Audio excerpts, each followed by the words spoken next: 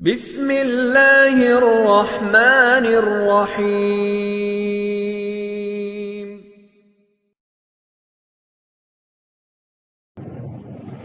الحمد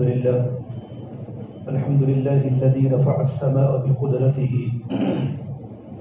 ودح الأرض بمشيته واستوى على العرش بقوته ليس له بديل ولا عديل ولا شارك ولا مشارك، ونشهد أن لا إله إلا الله وحده لا شريك له، ونشهد أن سيدنا وسندنا وأولانا ومولانا محمدا عبده ورسوله صلى الله عليه وعلى آله وأصحابه وأتباعه.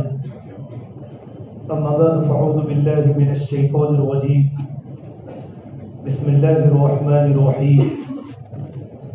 ويل للمطففين الذين إذا اكتالوا على الناس يستوفون وإذا كالوهم أو وزنوهم يخسرون ألا يظن أولئك أنهم مبعوثون ليوم عظيم يوم يقوم الناس برب العالمين. وقال سبحانه تبارك وتعالى يا أيها الناس كلوا مما في الأرض حلالا طيبا. وقال النبي صلى الله تبارك وتعالى عليه وسلم يا أبا سفيان جئتكم بكرامة الدنيا والآخرة وتركتكم على محجة بيداء ليلها كنهارها، أو كما قال النبي صلى الله تبارك وتعالى عليه وسلم. میرے محترم پیارے بھائیو، اللہ تبارک و تعالیٰ نے ہر انسان کی فطرت میں آگے بڑھنے کا ایک جذبہ رکھا ہے. بہتر سے بہترین اور خوب سے خوب ترین کی جستجو میں انسان ہمیشہ سرگردہ پھرتا ہے. یہ صفت فقط انسانوں کے اندر ہی ہے، جانوروں میں بالکل نہیں ہے. 2000 سال پہلے کبوتر نے جو گھونسلہ بنایا تھا، 2000 سال کے بعد کبوتر ویسا ہی گھونسلہ بنا رہا ہے. 2000 سال پہلے چڑیا نے جو اپنا نیسٹ، اپنا مالا بنایا تھا، 2000 سال کے بعد چڑیا اپنا مالا ویسے ہی بنا رہی ہے. اللہ تبارک و تعالیٰ نے انسان کی فطرت میں آگے بڑھنے کا ایک جذبہ رکھا ہے کہ انسان دن بدن آگے بڑھنے کی فکر میں ہے کہ انسان کہاں سے کہاں پہنچ چکا. چھوٹی چھوٹی دکانوں سے بڑے بڑے مال تک پہنچا، جھونپڑوں سے محل تک پہنچا، بیل گاڑی سے راکٹ تک پہنچا. یہ پروردگار عالم نے انسان کو عقل دی ہے، اور عقل کی بنیاد پر انسان تجارت کو بھی بڑھاتا ہے، بلڈنگیں بھی بناتا ہے، بڑے بڑے بزنس کرتا ہے، بڑے بڑے کاروبار کرتا ہے. لیکن بھائیو، آگے بڑھنا دو طرح کا ہوتا ہے. ایک آگے بڑھنا دنیا میں ہوتا ہے، ایک آگے بڑھنا دین میں ہوتا ہے.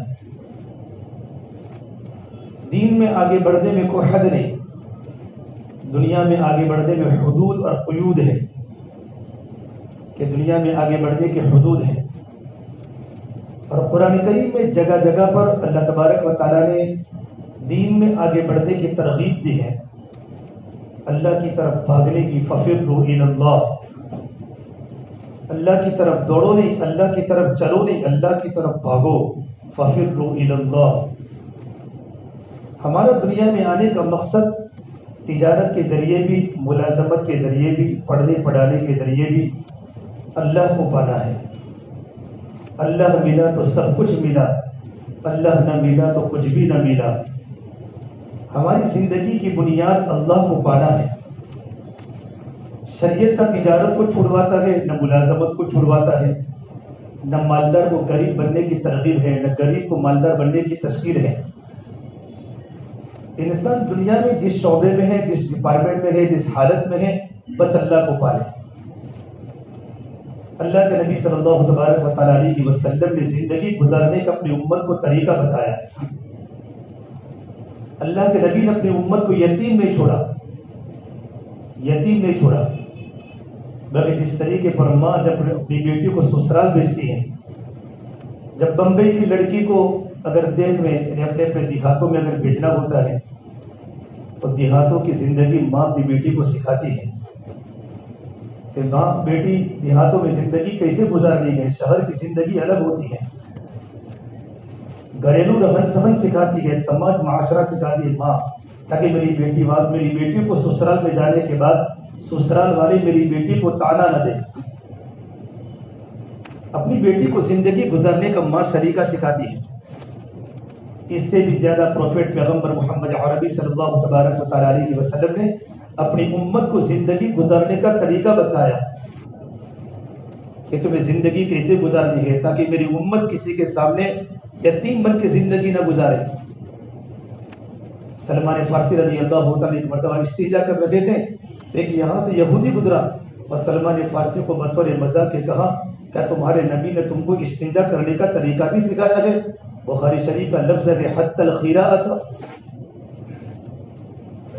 کہ تمہارے نبی صلی اللہ تبارک و تعالی علیہ وسلم نے تم کو ٹوائلٹ کرنے کا، استنجا کرنے کا طریقہ بھی سکھایا؟ تو کہا نعم، ہمارے نبی صلی اللہ تبارک و تعالی علیہ وسلم نے ہمیں استنجا کرنے کا بھی طریقہ سکھایا کہ استنجا کرتے وقت نہ ہمارا منہ قبلہ کی طرف ہوگا، نہ ہماری پیٹھ قبلہ کی طرف ہوگی۔ اتنی چھوٹی چھوٹی باتیں حضور نے اپنی امت کو بتائی ہے، تاکہ میری امت یہ نہ سمجھے کہ مجھے زندگی گزارنے کا طریقہ میرے پاس رہے۔ اے ابو سفیان، میں تمہاری پاس دنیا اور آخرت کی کامیابیوں کو لے کر آیا ہوں۔ یا ابا سفیان، جئتکم بکرامۃ الدنیا والآخرہ وترکتکم علی محجۃ بیضاء لیلھا کنہارھا، میں تمہارے سامنے اتنا روشن راستہ لے کر آیا ہوں کہ اس کا روشن راستہ اس کی راتیں بھی دن کی طرح ہے، بالکل صاف شفاف واضح راستہ۔ وَأَنَّ هَذَا صِرَاطِي مُسْتَقِيمًا فَاتَّبِعُوهُ، کہ میرا راستہ بالکل سیدھا ہے، بس میری اتباع کرو۔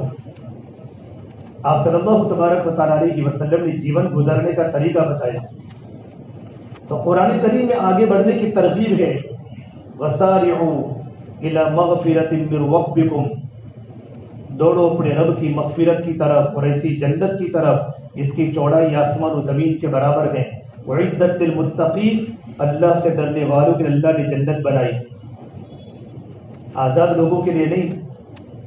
مسلمان دنیا میں بہت آزادی کے ساتھ تجارت کرتا ہے، بہت آزادی کے ساتھ منمانی زندگی گزارتا ہے، کہ جنت صرف ان لوگوں کے لیے ہے جن کی رگ رگ میں اللہ کا ڈر ہے، اللہ کا تقویٰ ہے، وہ اللہ کو سامنے رکھ کر اپنی تجارت کرتے ہیں، اپنا بزنس کرتے ہیں، اپنی زندگی گزارتے ہیں، بیوی بچوں کے ساتھ زندگی اس طریقے پر گزارتے جیسے شریعت کی ترغیب ہے۔ ایک اللہ کے نبی نے، اللہ نے کہا وَسَابِقُوا، آگے بڑھو، تو دین میں آگے بڑھنے کی ترغیب ہے، دوڑو آگے بڑھو۔ اور فرما اللہ کے نبی صلی اللہ تبارک و تعالی علیہ وسلم نے بادروا بالاعمال الصالحہ، کہ نیک اعمال کے کرنے میں جلدی کرو، کہ نیک اعمال کے کرنے میں جلدی کرنا یہ شریعت کی ترغیب ہے، سوچنے کا نہیں۔ دل میں اگر کوئی نیکی کا ارادہ بھی ہے تو اس نیکی کے ارادے کو عمل میں لاؤ۔ یہ اللہ تبارک و تعالیٰ کی طرف سے نیکی کا ارادہ ہوتا ہے۔ بادروا بالاعمال الصالحہ، کہ نیک اعمال کے کرنے میں جلدی کرو۔ تکون فتن کقطع اللیل المظلم، ان قریب زمین پر اتنے خطرناک فتنے آنے والے ہیں اندھیری رات کے ٹکڑوں کی طرح۔ مغرب کی نماز کے بعد اندھیرا کتنا ہوتا ہے، پھر اندھیرا بڑھ جاتا ہے، پھر پوری رات اندھیری ہو جاتی ہے۔ آپ کبھی سفر کرو گاڑی میں ہائی وے پر، اور کبھی گاڑی کی لائٹ بند کر کے دیکھو اندھیری رات کیسی ہوتی ہے۔ اندھیری رات میں اگر کوئی چیز زمین پر گر جائے تو انسان کو ملتی نہیں ہے لائٹ کے بغیر۔ دنیا میں اس طریقے پر خلق ملت کاروبار ہو جائے گی، تجارتیں ہو جائیں گی، معاشرت ہو جائے گی، کہ انسان حق اور باطل کی تمیز نہیں کرے گا، حق کو باطل سمجھے گا، باطل کو حق سمجھے گا، معروف کو منکر سمجھے گا، منکر کو معروف سمجھے گا، نیکی کو بدی سمجھے گا، بدی کو نیکی سمجھے گا۔ اس کا نتیجہ کیا ہوگا؟ یہ علماء سے تعلق نہ رکھنے کی بنیاد پر ہوگا۔ تجارت جو ہوتی ہے وہ علم کی روشنی میں ہوتی ہے۔ ہمارے شہر ہمارے آباد میں ساری وہاں کے بڑے بڑے بزنس میں علم کی روشنی میں ہی تجارت کرتے ہیں۔ مفتیان کرام جمع ہوتے ہیں، علماء جمع ہوتے ہیں، بڑے بڑے تجار علماء کرام کے پاس آ کر اپنی پوری تجارت کو کھولتے ہیں، تاکہ اس میں کوئی ڈاؤٹ فل لقمہ اگر آ گیا تو زندگی برباد ہو جاتی ہے. حرام سے تو برباد ہوتی ہے، داؤد اللقمے سے بھی زندگیاں برباد ہو جاتی ہیں. تو فرمان اللہ کے نبی صلی اللہ تبارک و تعالیٰ علیہ وسلم نے ان قریب زمینوں پر اتنے خطرناک فتنے آئیں گے اندھیری رات کے ٹکڑوں کی طرح. اس کا نتیجہ کیا ہوگا؟ یصبح الرجل مؤمنا ویمسی کافرا. کہ فتنے کا نتیجہ یہ ہوگا کہ انسان صبح کے وقت مومن ہوگا، شام کے وقت کافر ہوگا، شام کے وقت مومن ہوگا، صبح کے وقت کافر ہوگا. یہ ہماری ورسوہ گلشن کالونی ہے.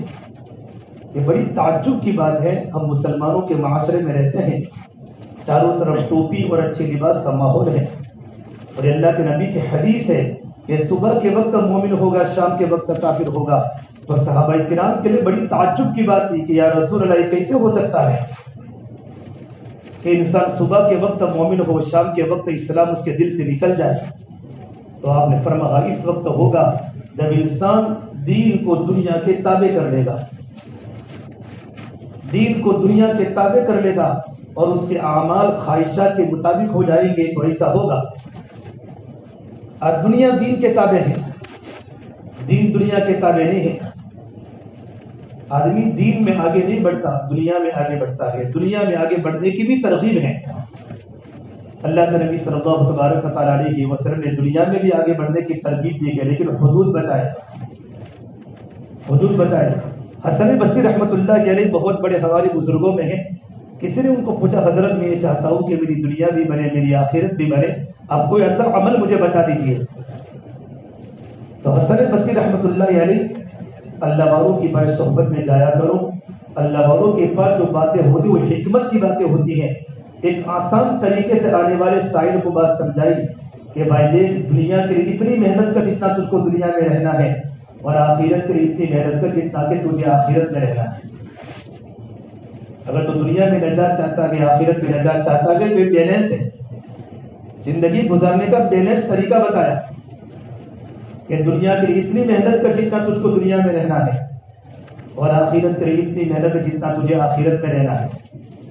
اور فرمایا اللہ کے نبی صلی اللہ تبارک و تعالیٰ علیہ وسلم نے اعمار امتی بین 60 و 70، کہ میری امت کی عمریں کتنی، کہ میری امت کی عمریں 60 اور 70 کے درمیان ہیں. میری امت کی عمریں، اکثر لوگ کمر کے تکلیف میں ہے، اکثر لوگ کے داڑھی کے بعد سفید ہو گئے، کمریں جھک گئی. یہ سارے کے سارے موت کے سگنل ہیں. میری امت کی عمر 60 اور 70 کے درمیان ہے. اولم نعمرکم ما یتذکر فیہ من تذکر وجاءکم النذیر کی تفسیر میں علامہ قرطبی نے لکھا ہے کہ گھر میں پوتے کا پیدا ہونا بھی موت کا سگنل ہے، اور گھر میں نواسے کا پیدا ہونا بھی موت کا سگنل ہے کہ نانا اب ہم آ چکے ہیں، گھر خالی کرو، دادا ہم آ چکے ہیں، گھر خالی کرو. یعنی اولادوں کا پیدا ہونا یہ علامت ہے کہ تمہاری دنیا سے جانے کا وقت قریب ہے. تو فرمان اللہ کے نبی صلی اللہ تبارک و تعالیٰ علیہ وسلم نے وَقَلِيلٌ مَا تَجَاوَزُ عَنْ ذَلِكَ، بہت ہی کم ایسے لوگ ہیں کہ جو 70 کے اوپر جاتے ہیں، لیکن زندگی اگر بیماری کے ساتھ ہے، ایک ایک گھڑی بڑی مشکل سے گزرتی ہے، اولاد نافرمان ہے، بڑھاپا بڑی مشکل سے گزرتا ہے. اگر بوڑھی عورت دنیا سے چلی جاتی ہے تو بوڑھے میاں کا ایک ایک پل بڑی مشکل سے گزرتا ہے کہ وہ زندگی بڑی حالات والی ہوتی ہے. یہ میری امت کی عمر ہے. اور پھر فرمایا اللہ کے نبی صلی اللہ تبارک و تعالیٰ علیہ وسلم نے جیسی زندگی گزارو گے ویسی موت آوے گی، جیسی موت آوے گی ویسی قبر سے اٹھائے جاؤ گے. تحشرون کما تموتون تموتون کما تحیون. یہ زندگی گزارنا، اس کے لیے اللہ تعالیٰ نے ہمیں کلام اللہ دیا.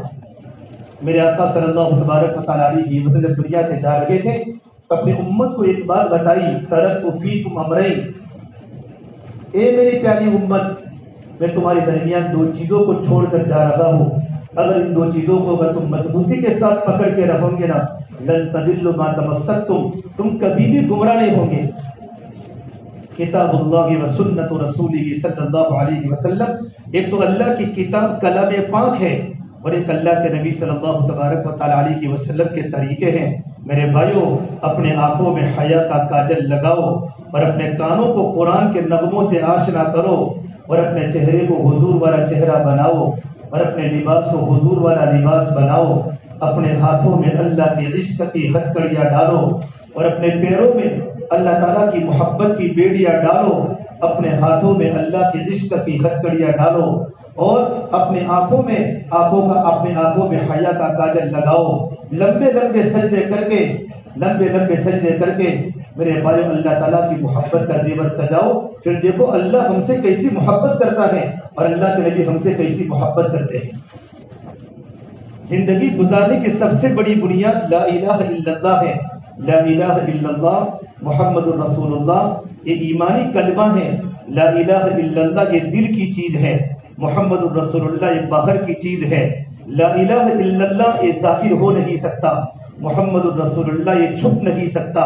جب لا الہ الا اللہ دل کی رگ رگ میں اتر جائے گا تو محمد الرسول اللہ یہ ہماری زندگی بتائے گی، ہماری عبادت بتائے گی، یہ محمد صلی اللہ علیہ وسلم کا غلام ہے، ہماری معاشرت رہن سہن بتائے گی، یہ اللہ کے نبی کے غلامی میں زندگی گزار رہا ہے، ہمارے معاملات بتائیں گے یا صلی اللہ تبارک و تعالی علیہ وسلم کی غلامی میں چل رہا ہے، اور ہمارے اخلاق، ہمارا کیریکٹر، ہمارا کلچر بتائے گا کہ حضور اکرم صلی اللہ تبارک و تعالی علیہ وسلم کی یہ کہ سنت اس کی زندگی میں ہے، آج اللہ کے نبی کی سنتیں جا رہی ہیں اور رسم و رواج نے جگہ لے لی ہے۔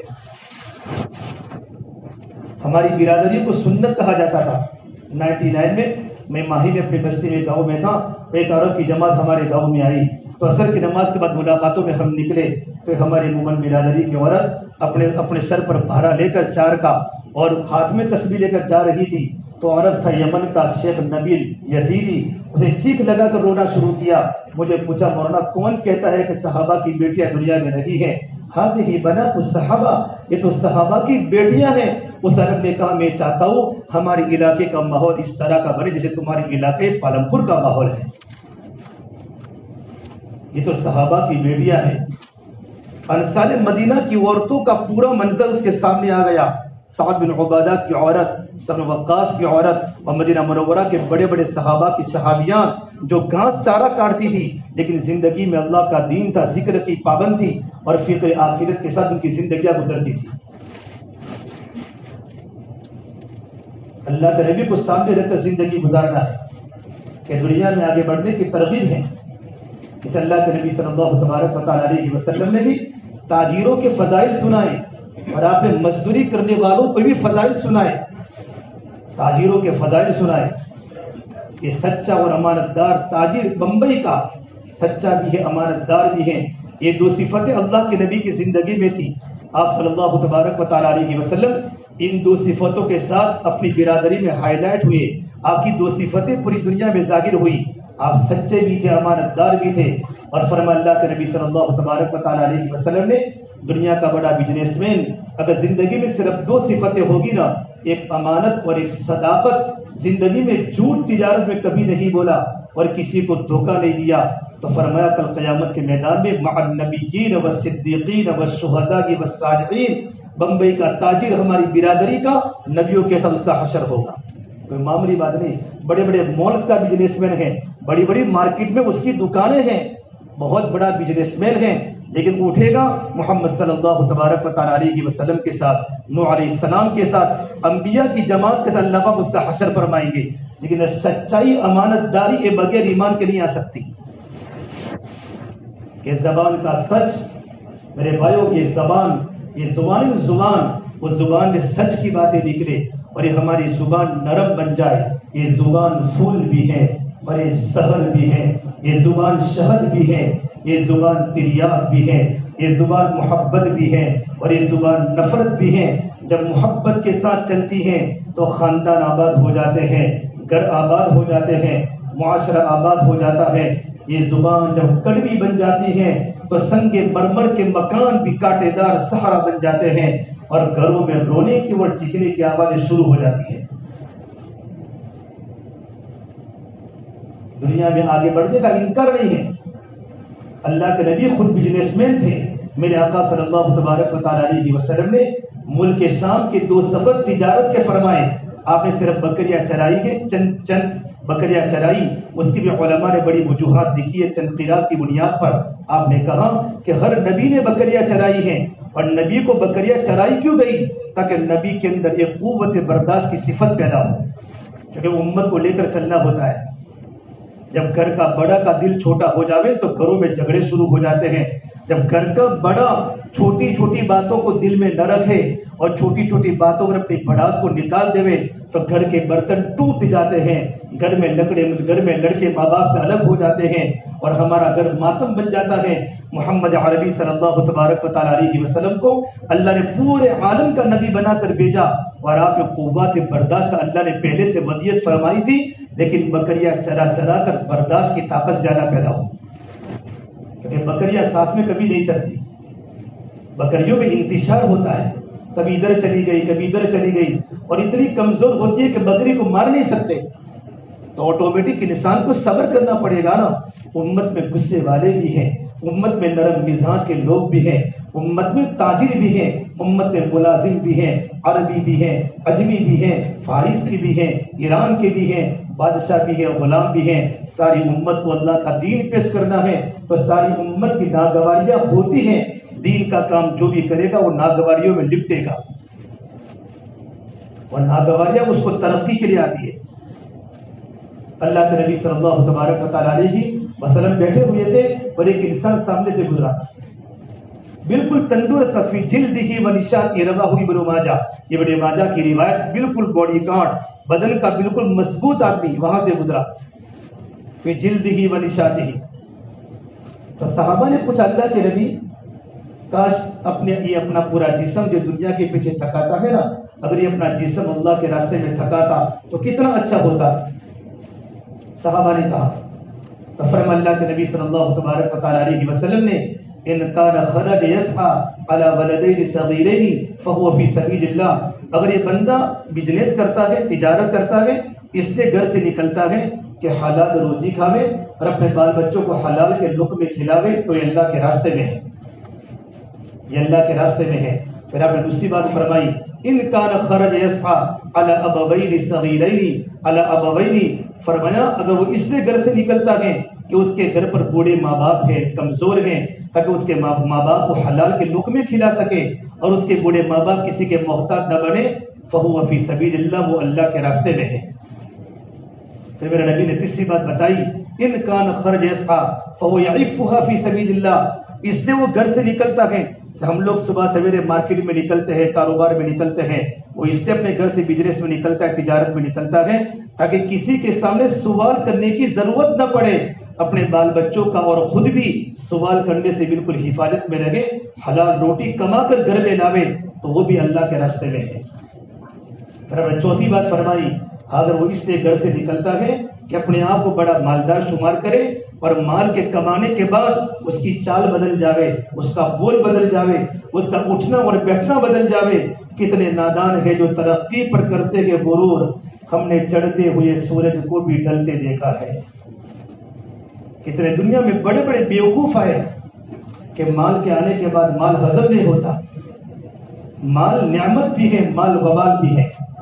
فرمان اللہ کے نبی صلی اللہ تبارک و تعالیٰ علیہ وسلم نے، نعم المال للرجل الصالح، کہ مال تو بہت بڑی نعمت ہے نیک آدمی کے لیے، اور مال بہت بڑا فتنہ ہے برے آدمی کے لیے۔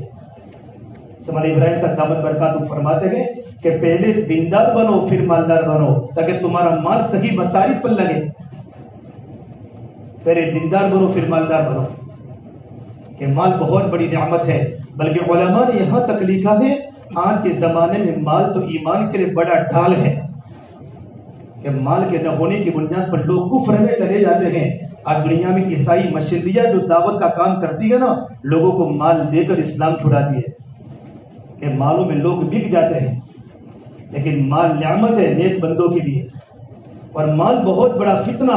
فرما اللہ کے نبی صلی اللہ تبارک و تعالیٰ علیہ وسلم نے، میری ہر امت کا کوئی نہ کوئی فتنہ ہوتا ہے، میری امت کا فتنہ مال ہے۔ یہ مال فتنہ ان لوگوں کے لیے ہے جن کی زندگی میں اللہ کی معرفت نہیں ہے، اللہ کی پہچان نہیں ہے، جن کا مال منمانی پر، خواہشات پر لگتا ہے، اپنی مرضیات پر لگتا ہے، فیشن پر لگتا ہے، عیش پرستی میں لگتا ہے، کسی غریب سے جا کر پوچھو غریبی میں سسکنے کا مزہ کیا ہے، کسی بھوکے سے پوچھو کہ سوکھی روٹی کا مقام کیا ہے، کسی پیاسے سے پوچھو کہ پانی کے گھاڑ کا مقام کیا ہے، کسی سونے والے سے پوچھو کہ ٹوٹی کھاڑ کی قیمت کیا ہے۔ بمبئی کے بڑے بڑے ہسپتال میں جا کر دیکھو لوگ کیسے پیشنٹ ہیں جن کی کڈنی کو نکالا جا چکا ہے، کوئی آنتے کے کینسر میں مبتلا ہے، زبانیں نکالے جا چکی ہیں، جوان لڑکا ہسپتال میں موت اور زندگی کے درمیان ہے، بیوی تڑپ رہی ہے، بچے تڑپ رہے ہیں، اس شوہر کو پتا ہے اب میں دوبارہ بیوی کے پاس نہیں آ سکوں گا، ان بیوی کو پتا ہے کہ میرے بچے کچھ دنوں کے بعد یتیم ہونے والے ہیں۔ ان بیماروں کو جا کر پوچھو کہ تندرستی کی چند گھڑیوں کی قدر کیا ہے۔ اللہ تبارک و تعالیٰ کی ہم پر بڑی نعمتیں ہیں، ان نعمتوں کا شکر واجب ہے۔ کتنے نادان ہیں جو ترقی پر کرتے ہیں غرور، ہم نے چڑھتے ہوئے سورج کو بھی ڈھلتے دیکھا ہے۔ کہ مال کے مصارف ہیں، تجارت کی ترغیب ہے، فرمایا وہ اس لیے تجارت میں نکلتا ہے کہ میں بڑا مالدار بنوں، ریاء مفخرا فهو فی سبیل الشیطان، پھر وہ شیطان کے راستے میں ہے۔ اللہ کے نبی صلی اللہ تبارک و تعالیٰ علیہ وسلم نے تجارت کی ہے۔ مدینہ منورہ کے بہت بڑے مالدار صحابی عبد الرحمن بن عوف رضی اللہ تعالیٰ عنہ، آپ نے فرمایا عبد الرحمن تو رحمان کے تاجر ہے، بلکہ جو ٹاپ 10 صحابہ جن کو اللہ کے نبی صلی اللہ تبارک و تعالیٰ علیہ وسلم نے ایک ہی بیٹھک میں 10 صحابہ کو جنت کی بشارت سنائی، ابو بکر فی الجنہ، عمر فی الجنہ، عثمان فی الجنہ، علی فی الجنہ، ابو عبیدہ بن جراح فی الجنہ، عبد الرحمن بن عوف فی الجنہ، سعید فی الجنہ، سن وقاص فی الجنہ، طلحہ فی الجنہ، الزبیر فی الجنہ۔ یہ 10 کے 10 صحابہ کرام ٹاپ کے تاجر ہیں، بزنس مین تھے مکہ کے۔ صحابہ بیچارے غریب نہیں تھے، ہم صحابہ کو غریب نہ سمجھے۔ غزوہ خیبر کے بعد اللہ نے صحابہ کو اتنا مال دیا تھا کہ آج بمبئی میں کوئی اتنا بڑا مالدار نہیں ہوگا کہ جس کے گھر میں سونے و چاندی کی بوریاں پڑی ہو۔ صحابہ کے گھروں میں سونا و چاندی کی بوریاں پڑی ہوتی تھی، لیکن دل میں اللہ کی محبت اور اللہ کے تعلق کی بنیاد پر ان کو مال کے گرنے کا ٹائم نہیں ملتا تھا۔ عبد الرحمن بن نبی نے فرمایا رحمان کے تاجر ہے، اور عبد الرحمن جنتی ہیں۔ مالدار کو غریب بننے کی ضرورت نہیں ہے کہ جتنا تمہارا بڑا کاروبار ہوگا، لیکن کاروبار میں شرائط ہوں گے، امانت داری ہوگی، کاروبار کے اندر صداقت ہوگی، دھوکہ نہیں ہوگا، یہی بزنس مین جنت پہ جانے کا ذریعہ بنے گا۔ کہ فرما اللہ کے نبی صلی اللہ تبارک و تعالیٰ علیہ وسلم نے دنیا میں بہت ہی نیک بندے ایسے ہیں جو اپنے گھروں میں فرشوں پر اور گھروں میں اچھے اچھے محل میں رہ کر اللہ کا ذکر کرتے ہوں گے، کل قیامت کے دن وہ جنت کے فرشوں پر بیٹھیں گے، جنت کے فرشوں پر بیٹھیں گے۔ لیکن مالداروں کی زندگی میں دین تھا۔ وہ مشہور روایت آپ کو صحیح مسلم کی معلوم ہوگی، وہ غریب صحابہ کرام اللہ کے نبی کی خدمت میں آئے کہ اللہ کے نبی صلی اللہ تبارک و تعالیٰ علیہ وسلم، یہ مالدار صحابہ کرام میرے مالدار، وہ تو مالی عبادت ان کی زیادہ ہے، ہم تو نماز پڑھتے ہیں، رمضان کے روزے رکھتے ہیں، وہ تو صدقات بڑے بڑے صدقات نکالتے ہیں۔ میرے نبی نے کہا عبد الرحمن صدقہ زیادہ دے، تیرے پر جنت واجب ہو جائے گی اور جنت کے دروازوں پر تیرا استقبال ہوگا۔ اگر تو اپنے کاروبار کو بڑھانا چاہتا تو صدقے کی کثرت کر۔ تو غریب صحابہ نے کہ یا رسول اللہ ان کے پاس تو بہت مال ہے، تو ان کی مالی عبادت ہم سے زیادہ ہے، تو جنت میں بڑے بڑے درجات میں چلے جائیں گے، بڑے بڑے درجات جنت میں ان کو ملیں گے، تو ان کی مالی عبادت ہے۔ تو اللہ کے نبی صلی اللہ تبارک و تعالیٰ علیہ وسلم نے ان کو بتایا ایک کام کرو حضور، ہم کو کوئی ایسا وظیفہ بتا دو کہ کم سے کم مماثلت میں ان کے ساتھ ہو جاوے۔ غریب صحابہ کی ترتیب تھی، تو آپ نے کہا ہر فرض نماز کے بعد 33 مرتبہ سبحان اللہ، 33 مرتبہ الحمدللہ اور 34 مرتبہ اللہ اکبر پڑھا کرو، آپ بھی ان مالدار صحابہ کے درجوں تک پہنچ جاؤ گے۔ یہ تسبیح فقراء ہیں۔ کون سی تسبیح؟ بولو، تسبیح فاطمہ نہیں ہے، تسبیح فاطمہ تو رات کو سوتے وقت ہے۔ یہ اللہ کے نبی صلی اللہ تبارک و تعالیٰ علیہ وسلم نے اپنی بیٹی فاطمہ کو فرمایا بیٹی میرے پاس غلام نہیں، میں تجھے غلام دے سکوں۔ جب فاطمہ حضور کی خدمت میں آئی تھی، یہ اللہ کے نبی میرے گھر پر مشق اٹھاتے اٹھاتے میرے سینے پر، میرے بدن پر نشانات پڑ گئے ہیں۔ علی کو کنویں سے پانی نکالتے نکالتے فرمایا ان کے سینے میں تکلیف ہو چکی ہے. جب دونوں میاں بھی حضور کے پاس پہنچے تھے, جب اللہ کے نبی کے پاس غلام اور باندی آئی تھی کہ حضور تعاون کے لیے غلام دیجیے, آپ نے کہا سن میری بیٹی فاطمہ, اصحاب صفہ 7 دن کے بھوکے ہیں, ان کے آنتوں میں تکلیف ہو چکی ہے, میں نہیں چاہتا کہ میں تم کو غلام دوں, میں ان غلاموں کو بیچوں گا, ان کی جو قیمت آئے گی یہ قیمت میں مدینہ منورہ کے اصحاب صفہ پر خرچ کروں گا. پھر آپ رات کو اپنی بیٹی کے گھر پر جا کر کہا میری بیٹی فاطمہ میں تجھے دنیا تو دے نہیں سکتا, اگر تجھے جسم میں تکلیف ہوتی ہے نا تو رات کو سوتے وقت تسبیح فاطمہ پڑھا کر, اللہ اس تسبیح کی برکت سے اللہ تیرے جسم اور تھکن کو دور کر دے گا. یہ تسبیح فاطمہ ہے, لیکن 5 فرض نمازوں کے بعد تسبیح فقراء ہے. یہ اللہ کے نبی صلی اللہ تبارک و تعالی علیہ وسلم نے غریب صحابہ کو دی تھی. اب مالدار صحابہ نے دیکھا کہ یہ کیا پڑھتے ہیں, مالدار صحابہ نے دیکھا کچھ پڑھتے ہیں نماز کے بعد, چپ چاپ کچھ پڑھتے ہیں, تو پوچھا عثمان ذی النورین نے کیا پڑھتے ہو. ابو دجانہ کو پوچھا تو کہتے ہیں کچھ بھی نہیں. یہ کچھ پڑھتے ہو تم, وہ تو نیکی کے لالچی تھے, یا تو ہم تو لالچی ہیں, یہ گاہک کہا جاتا ہے, یہ گاہک کہا جاتا ہے, یہ گاہک کہا جاتا ہے, اس کا بزنس کیسے ترقی ہو رہا ہے. ہم تو لالچ میں لوگوں کو گرانے کی فکر میں ہیں, جس طرح ہم دنیا کے لالچی ہیں. اللہ معاف کرے, صحابہ تو نیکیوں کے لالچی تھے, صحابہ تو نیکیوں کے لالچی تھے. فرمایا کیا پڑھتے ہو تم, پھر معلوم پڑ گئے تو تسبیح فاطمہ تسبیح 33 مرتبہ سبحان اللہ پڑھتے ہیں, الحمدللہ پر پڑھتے گئے. تو مالدار صحابہ کرام بھی بیٹھ گئے. تو پھر غریب صحابہ حضور کی خدمت میں یا رسول اللہ یہ بھی پڑھنا شروع کر لیا انہوں نے بھی. تو پھر آپ نے فرمایا ذالک فضل اللہ یؤتیہ من یشاء, یہ تو اللہ کا فضل ہے, اللہ جس کو چاہتا اللہ پاک دیتا ہے, میں اس میں کچھ نہیں کر سکتا. لیکن نیکیوں کی لالچ تھی, اور یہ عمل کی توفیق جو ہوتی ہے حلال روزی سے ہوتی ہے. قرآن کریم اللہ نے کہا نا یا ایھا الرسول کلوا من الطیبات واعملوا صالحا, اے نبیوں کی جماعت پاکیزہ روزی کھاؤ, نیک عمل کرو, نیک عمل کرو, پاکیزہ روزی کھاؤ, نیک عمل کرو. دیکھو روزی کے بارے میں اتنی بڑی تاکید ہے کہ نبیوں کو بھی اللہ نے کہا, ایمان والوں کو جگہ جگہ پر کہا ہے. وہ اللہ سے فرمایا کرتے تھے رحمت اللہ علیہ کہ لقمہ سمندر ہے خیالات موتی ہے, لقمہ سمندر ہے خیالات موتی ہے. جیسا لقمہ ہوگا ویسے خیالات بنیں گے.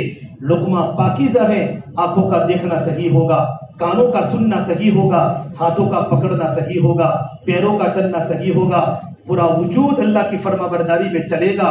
لیکن لقمہ گندا پیٹ میں گیا ہے, آنکھوں کا دیکھنا بدل جائے گا, آنکھ غلط دیکھے گی, زبان غلط بولے گی, کان غلط سنیں گے, ہاتھ غلط چیزوں کو پکڑیں گے, ہمارا پیروں کا چلنا غلط مجلسوں کی طرف ہو جائے گا, ہمارا پورا وجود اللہ کی نافرمانی میں پھنسے گا جب لقمہ بگڑ جائے گا. روزی کے بارے میں تاکید ہے. یا ایھا نبیوں کو کہا کہ نبیوں کی جماعت تم پاکیزہ روزی کھاؤ, نیک عمل کرو. تفسیر بغوی میں معالم التنزیل میں لکھا ہے کہ نیک عمل کی توفیق جو ہوگی وہ پاکیزہ روزی سے ہوگی, پاکیزہ روزی سے ہوگی. سعید بن مسیب رحمۃ اللہ کتنے بڑے تاجر, بڑے بزنس مین, زیتون کے بڑے کاروباری تھے, لوگوں کو سعید زیتونی کے نام سے پکارتے تھے. یہ بات فرماتے اللہ کی قسم میری زندگی کے 25 سال ایسے گزرے ہیں کہ میں نے کسی مقتدی کی پیٹھ نہیں دیکھی. اتنا بڑا کاروبار زیتون کا, لیکن فرماتے میں نے کسی مقتدی کی پیٹھ نہیں دیکھی. میں صف اولیٰ کے پابند تھے, کسی مقتدی کی پیٹھ نہیں دیکھی. اور یہ فرمایا زندگی کے 15 سال میرے ایسے گزرے ہیں کہ مسجد میں آنے کے بعد اذان ہوئی. یہ تاجر میں تجارت کے اوصاف ہیں. اس علماء نے لکھا ہے کہ اگر تجارت کو ترقی کرنا ہو تجارت میں, اور تجارت میں آگے بڑھنا ہو, محمد عربی صلی اللہ تبارک و تعالی علیہ وسلم نے اپنی امت کو صرف نماز کا دن نہیں بتلایا, روزے کا دن نہیں بتلایا, وہ تو اسلام کے 5 ارکان تو اصل ہیں. آپ نے زندگی گزارنے کا طریقہ بتایا.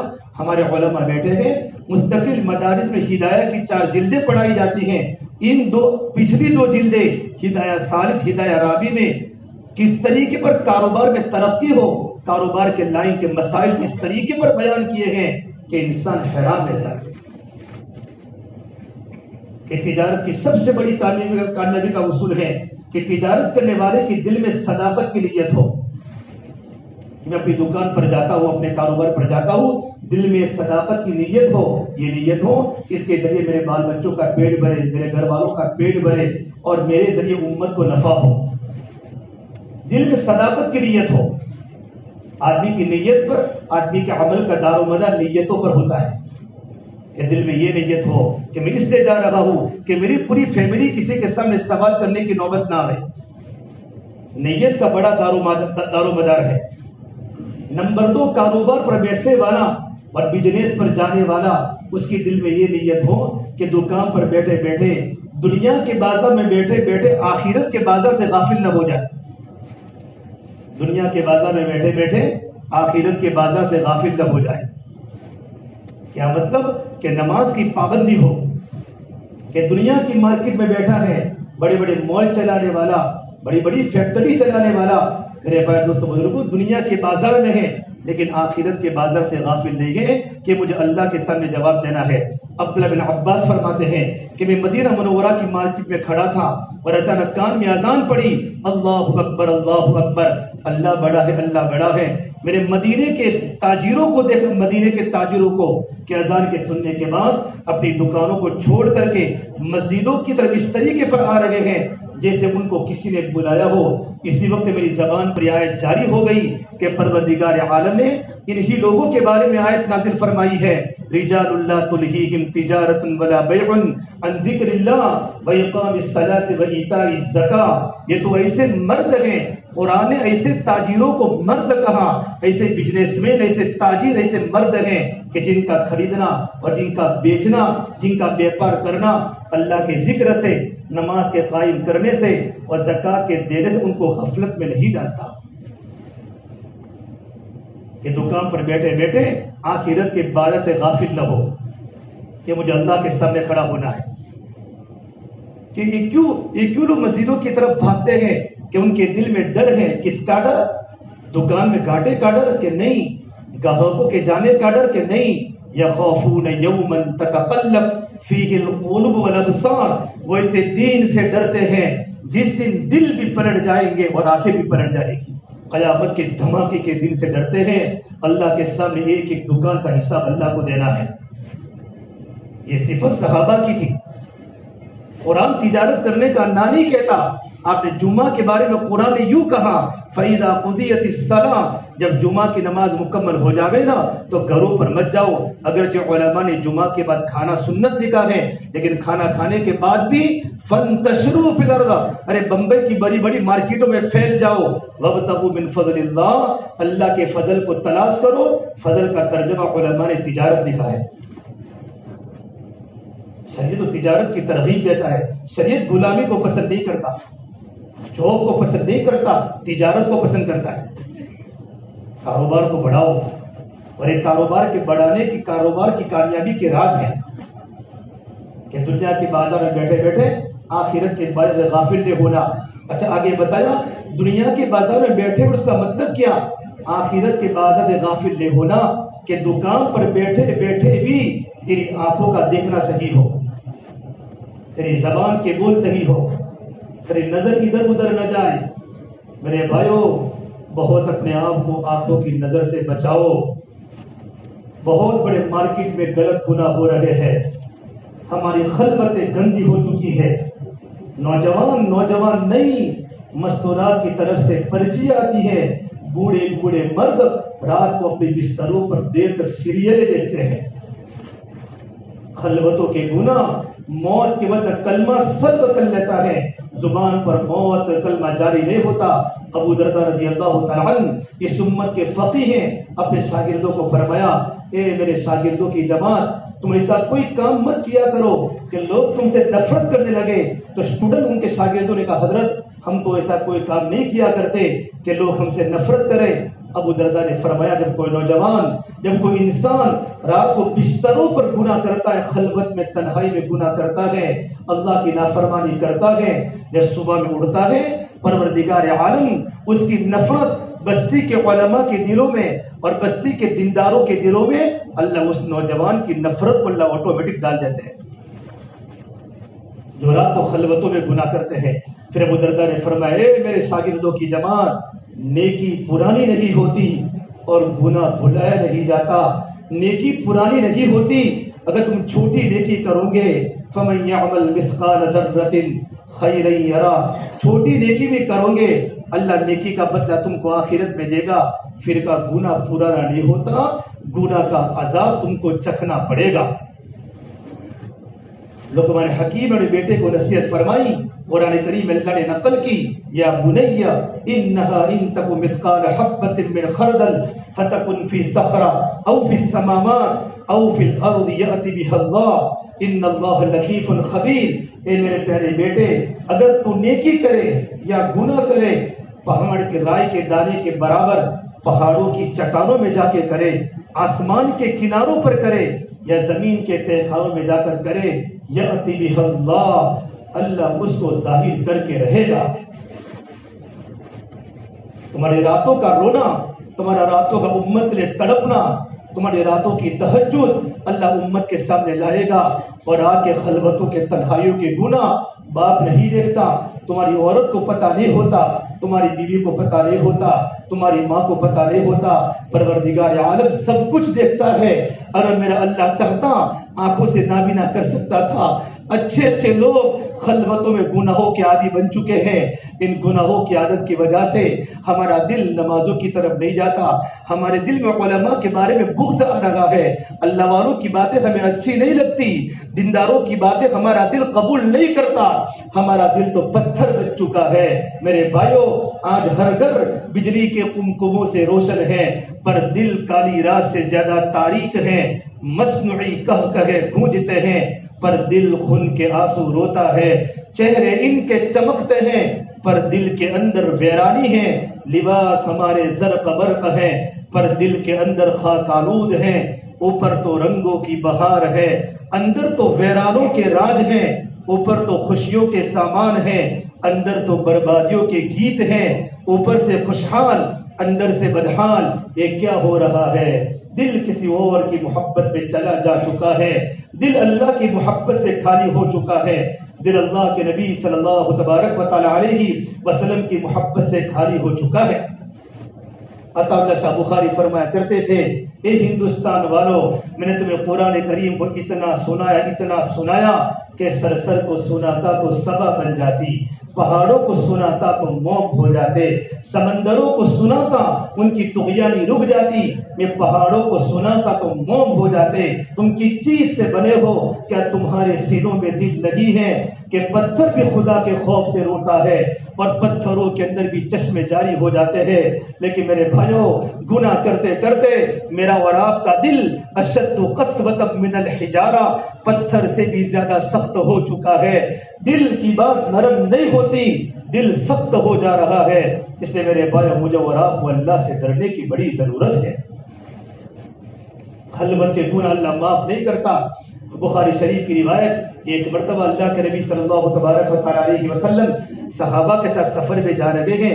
ایک جگہ پر آپ نے پڑاؤ کیا، ایک عورت بیٹھی بیٹھی روٹیاں پکا رہی ہے اور اس کا چھوٹا سا بیٹا سامنے کھڑا ہے. جب آنکھ کے شعلے اڑتے ہیں، یہ چھوٹا سا بیٹا آنکھ کے قریب ہوتا ہے. ماں روٹی پکاتے پکاتے اڑتی ہے اور اپنے بچے کو دور کرتی ہے. پھر بچہ قریب آتا ہے، ماں دوبارہ اٹھتی ہے، اپنے بچے کو آنکھ سے قریب کرتا ہے. پھر بھی تیسری مرتبہ ماں جب روٹی پکاتی ہے اور آگ کے شعلے بلند ہوتے تنور کے، بچہ قریب آتا ہے، ماں پھر کھڑی ہو کر بچے کو دور کرتی ہے. جب روٹی مکمل ہو گئی تو عورت حضور کی خدمت میں آئی. اللہ کے نبی صلی اللہ تبارک و تعالی علیہ وسلم، مجھے اپنے بیٹے سے کتنا پیار ہے، مجھے اپنے بیٹے سے کتنی محبت ہے. روٹی پکاتے پکاتے جب آگ کے شعلے بلند ہوئے، میرا بیٹا آگ کے قریب ہونے لگا، کہیں میرا بیٹا جل نہ جاوے. میں بار بار اٹھی اور اپنے بیٹے کو آگ سے بچایا. یا رسول اللہ، جب ماں کو اپنے بیٹے سے اتنی محبت ہے، پروردگار عالم تو 70 ماؤں سے زیادہ رحم کرنے والا اللہ ہے. یہ اللہ کے نبی کہ اللہ اپنے گنہگار بندوں کو جہنم میں ڈالے گا؟ یہ سوال عورت نے کیا. جب عورت نے سوال کیا، اللہ کے نبی صلی اللہ تبارک و تعالی علیہ وسلم اپنا منہ نیچا کر کے بہت دیر تک نیچا کر کے رونے لگے. فرمایا نہیں، میرا اللہ اپنے بندوں کو جہنم کی عذاب میں کبھی نہیں ڈالے گا، میرا اللہ اپنے بندوں کو جہنم کی عذاب میں کبھی نہیں ڈالے گا. کبھی نہیں ڈالے گا. ہاں میرے اس بندے کو جہنم کے عذاب میں ضرور ڈالے گا جو راتوں کے خلوتوں کے گناہوں کا عادی ہو. تنہائیوں میں کتنی نافرمانیاں ہو رہی ہے, موبائل کا کتنا غلط یوز ہو رہا ہے, کہاں کہاں میسج جا رہے ہیں, کہاں کہاں چیٹنگ ہو رہی ہے, بیوی کو بھی دھوکہ دے رہا ہے, ماں کو بھی دھوکہ دے رہا ہے, بھائیوں کو بھی دھوکہ دے رہا ہے. اللہ کو سب کچھ پتا ہے. ان ربک لبالمرصاد, تیرا رب تجھے گانٹ لگا کر برابر دیکھ رہا ہے. میرے ساتھ بولتے عربی میں, جب وہ شکاری جب شکار کو کرتا ہے نا تو شکار کے کرتے وقت شکاری کی پلک بھی نہیں جھپکتی. اس کیفیت کو عربی میں مرصاد کہا جاتا ہے. پروردگار عالم اس سے بھی زیادہ اپنے بندوں کو دیکھ رہا ہے. ان اللہ لطیف خبیر, اللہ کی ذات بڑی باریک چیز کو دیکھنے والی ہے. تاجروں کو فرمایا تاجر کہ دنیا کے بازار میں بیٹھ کر آخرت کے بازار سے غافل نہ ہو جا. نماز کی پابندی کرنی ہے. اکثر ہمارے تاجر نماز کو بے وقت پڑھ لیتے ہیں, کوئی نمازوں کی پابندی نہیں. امام حنیفہ رحمۃ اللہ علیہ کتنے بڑے تاجر بغداد میں, عراق میں, شام میں, امام صاحب کے بڑے بڑے کارخانے تھے کپڑوں کے, لیکن ہم تمام سنتے ہیں 40 سال سے عشاء کے وجود فجر کی نماز پڑھی ہے. یہ تجارت ہے, یہ تجارت ان اصولوں کی بنیاد پر ہوگی انشاءاللہ. پھر آپ تجارت کی برکتیں دیکھو گے دنیا میں. ورنہ تاجر تو ٹھاکر بھی ہیں, بنیا بھی ہیں, پٹیل بھی ہیں, مسلمان بھی ہیں. تو مسلمان کی تجارت کا فائدہ کیا؟ ایمان والے کی تجارت کا طریقہ الگ ہوتا ہے. کہ جیسے کان میں اذان کی آواز پڑی, ایمان والا آپ علماء فرماتے ہیں تجارت سیکھنی ہو تو عرب کے تاجروں سے سیکھو. آپ نے مکہ مدینہ منورہ کی دکانوں میں دیکھا ہوگا, گولڈ کی بڑی بڑی دکانیں ہیں. اذان کا وقت ہو گیا, کوئی 1 لاکھ ریال کا بھی سونا لینے آئے گا, اذان کی آواز کان میں پڑی کہے گا یا اللہ رو بعد الصلاۃ, ابھی جاؤ نماز کے بعد اپنا حساب ہوگا. یہ اللہ کے حکم کی اہمیت دلوں میں ہے. گھر پہ بیٹھے بیٹھے بھی ہم نماز نہیں پڑھتے. ہمارے گھر کی مستورات نماز میں چوریاں کرتی ہے, ماں کو بھی پتا ہے, بیٹے کو بھی پتا ہے. فرمایا تاجر دنیا کے بازار میں بیٹھ کر آخرت بازار سے غافل مت ہو جا. اور چوتھی بات فرمائی تجارت کی کامیابی کا راز کہ دکان پر بیٹھے بیٹھے بھی اللہ کا ذکر کر. تیری زبان اللہ کے ذکر میں تر و تازہ رہے. زبان ذکر کرنے کا موقع نہ ملے تو تیرا دل اللہ کی طرف متوجہ ہو کہ میں دکان پر بیٹھنے کا میرا مقصد کیا ہے. خالی مال کو بٹورنا مقصد ہے نہیں, وہ تصویر لے کر بیٹھو. ایک ساتھی نے کہا یہ تو تصویر تو ریاکاری ہے. ارے ریاکاری کا تعلق ظاہر سے نہیں ہے, ریاکاری کا تعلق تو باطن سے ہے. جنید بغدادی رحمۃ اللہ علیہ اتنے بڑے تصوف کے امام تک پہنچے, ہاتھ میں تصویر تھی. کسی نے حضرت آپ بھی تصویر رکھتے ہیں, آپ کا تو زبان نہیں, آپ کا دل بھی اللہ کے ذکر تر و تازہ ہے. فرمایا جہاں پہنچاؤں نا اس تصویر سے پہنچاؤں. اور جب نوجوان جب تصویر کے ساتھ جب بازار میں بیٹھتا ہے نا, اللہ کی اجازت سے امید ہے اس کا دل گناہوں کی طرف نہیں جاتا, اور تصویر کی برکت بھولا ہوا ذکر بھی یاد آ جاتا ہے. اور چوتھی بات فرمائی اگر تجارت کو ہماری کامیاب بنانا ہو, تجارت کو کامیاب بنانا ہو تو سب سے بڑی بات کہ لالچ نہ ہو. تاجر اس لیے میں جلدی دکان کھولتا ہوں تاکہ میری دکان جلدی چلے, اس کی دکان جلدی نہ چلے, بلکہ آپ کی دعا کرے اللہ تبارک و تعالیٰ سے, یا اللہ اس کی بھی تو مدد فرما, میری بھی مدد فرما. مسلمان کی تاجر کی کامیابی ہے, مسلمان لالچی نہیں رکھتا. آج ہماری برادری کی سب سے بڑی غلط بات یہ ہے جہاں پتہ چلا کچھ ملتا ہے, کچھ چمتکار ہوا, سارے پیسے وہاں جمع ہو جاتے ہیں کہ وہ تو بھاگ گیا. نہ حلال کی پرواہ نہ حرام کی پرواہ. لالچ بہت بڑی بری بلا ہے. شریعت میں لالچی کی کوئی جگہ نہیں ہے. کتنوں کے پیسے پھنس گئے. اچھا وہ اپنے باپ کو بھی نہیں بتاتا, بھائی کو بھی نہیں بتاتا کہ یہ تو آ رہا ہے, نفع آ رہا ہے. چاند کو تمہارا نفع نہیں آتا, یہ تمہارے پیسوں میں سے ہی وہ پیسے آ رہے ہیں. پھر پوری رقم لے کر لوگ بھاگ جاتے, پھر انسان کی آنکھیں کھلتی ہے. دنیا کی محبت, دنیا کمانے کی ترغیب ہے, لیکن دنیا کی محبت دل میں نہ ہو, اور دنیا کی محبت کی بنیاد پر آدمی لالچی ہوتا ہے. لالچ بہت بڑی بری بلا ہے. اس لیے اپنی تجارت کے مسائل علماء کے سامنے رکھو, علماء کے سامنے رکھو. علماء کے سامنے جب تجارت کے مسائل آئیں گے تو علم کی روشنی میں ہماری تجارتیں چلے گی تو اللہ تجارت میں برکتیں دے گا. اور پانچویں بات فرمائی کہ اگر تجارت کو کامیاب بنانا ہو تجارت کو تو سود تو بہت بڑی دور کی بات ہے، داؤد فل لقمہ بھی تمہاری تجارت میں نہ آئے۔ داؤد فل لقمے کا مطلب کیا ہوتا ہے؟ ہمارا دل قبول نہ کرے، سب سے بڑا مفتی تو ہمارا دل ہے۔ دع ما یریبک، بے تیرا دل قبول نہیں کرتا یہ حلال حرام ہے، جب تیرا دل ہی قبول نہیں کرے گا، بعد میں جا کر مفتی صاحب کو پوچھو، جب ہمارا دل قبول نہیں کرتا یہ حلال حرام ہے، اس چیز کو چھوڑ دے۔ فرما اللہ کے نبی صلی اللہ تبارک و تعالیٰ علیہ وسلم نے الحلال بین، حلال تو بالکل صاف ہے، الحرام بین، حرام تو بالکل صاف ہے، وبینہما مشتبہات، لیکن بہت سے کاروبار ڈاؤٹ فل ہیں، حلال بھی ہو سکتا ہے حرام بھی ہو سکتا ہے، لا یعلمہن کثیر من الناس، حضور نے فرمایا اکثر لوگوں کو اس کے بارے میں علم نہیں ہوتا، تو فرمایا ڈاؤٹ فل لقمے کو چھوڑ دے، ایسی روزی ہمارے بچوں کو نہ کھلائے۔ اللہ کے نبی صلی اللہ تبارک و تعالیٰ علیہ وسلم نے فرمایا کہ کوئی بھی مسلمان تاجر اگر شک والی روزی میں چلا گیا، ہاتھ ڈال دیا، ضرور وہ حرام میں پھنسے گا، اپنی عزت کو بھی کھوئے گا، اپنی آبرو بھی کھوئے گا۔ آپ نے مثال دے کر سمجھایا، ایک چرواہا بکریوں کو چراتا ہے چراگاہ کے کنارے پر، یقین ہے بکریاں چراگاہ کے کنارے پر چرتے چرتے چراگاہ میں چلی جاوے، جو انسان شک والی روزی کو قبول کرے گا یقین ہے وہ حرام میں پھنس جائے گا، اور حرام میں جو انسان پھنسا اس کی دعائیں قبول نہیں ہوتی۔ لقمے کا بہت بڑا اثر ہے، اپنی تجارت کو حلال بناؤ۔ اپنے معصوم بچوں کا کیا قصور ہے؟ جیسے میرے بھائیو، جہاں بھی ہمارا دل قبول نہ کرے، اللہ تبارک و تعالیٰ کی ذات و پاکیزہ ہے، ان اللہ طیب لا یقبل الا طیبا، اللہ کی ذات پاکیزہ ہے اور اللہ تعالیٰ پاکیزہ روزی کو قبول کرتا ہے۔ اللہ نے قرآن میں کہا یا ایھا الذین آمنوا کلوا من طیبات ما رزقناکم واشکروا للہ ان کنتم ایاہ تعبدون، ایمان والو پاکیزہ روزی کھاؤ جو ہم نے تم کو دی ہے۔ روزی کون دیتا ہے بولو بھائی؟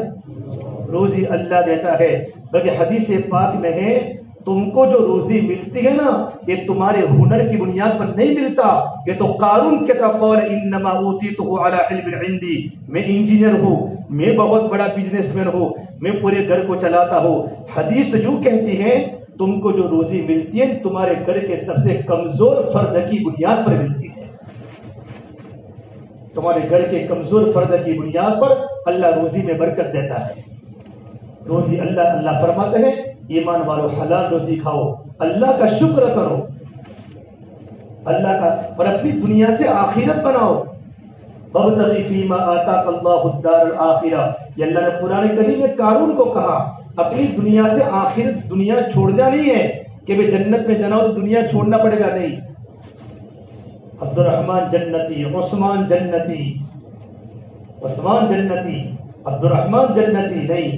کاروبار کو تو بڑھاؤ، لیکن کاروبار کو تجارت کے اصولوں پر لاؤ، جو فرمایا اللہ کے نبی صلی اللہ تبارک و تعالیٰ علیہ وسلم نے کہ اپنی دنیا سے آخرت بناؤ، دنیا سے آخرت بناؤ، دنیا سے جنت بناؤ۔